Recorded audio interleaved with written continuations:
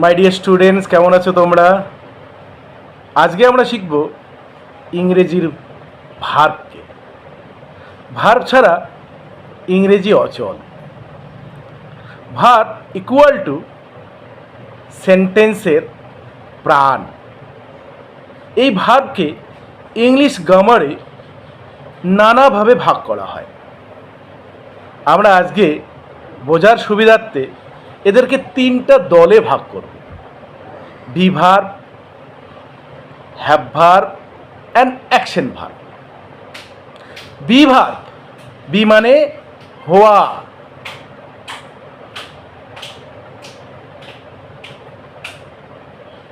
এর আবার তিনটা কাল আছে।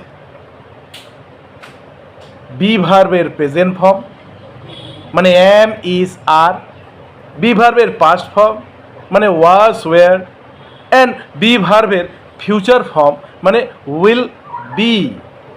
একটা করে উদাহরণ যদি বলি, I am a student, I was a student, I will be a student.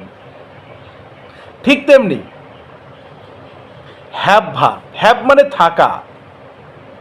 এরও আবার তিনটা ফর্ম আছে কাল অনুসারে। Present form have, has. Past form had. Future form will have.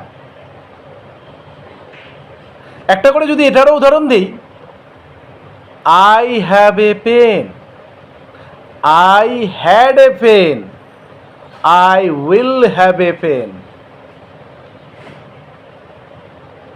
Action verb.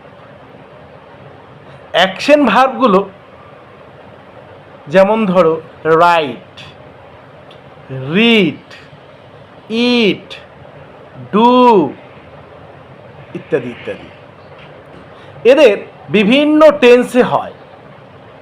আমরা বিস্তারিতভাবে অ্যাকশন ভার্বকে নিয়ে আরেকটা ভিডিও করব। আমন্ত্রণ রইল সে ভিডিও দেখার জন্য। এখন আমরা কিছু উদাহরণ বলি। অ্যাকশন ভার্বেরও তিনটা কাল: প্রেজেন্ট, পাস্ট অ্যান্ড ফিউচার, মানে তিনটা ফর্মে আসবে। আমরা যদি একটা করে উদাহরণ বলি, আই রাইট এ লেটার, প্রেজেন্টে write. I wrote a letter, পাস্টে wrote. I will write, will write, ফিউচারে। এইভাবে আমরা আগামী দিনে বি ভার্ব, হ্যাভ ভার্ব এবং অ্যাকশন ভার্ব নিয়ে ছোট ছোট করে বিস্তারিত ভিডিও নিয়ে আসছি। দেখার আমন্ত্রণ থাকলো।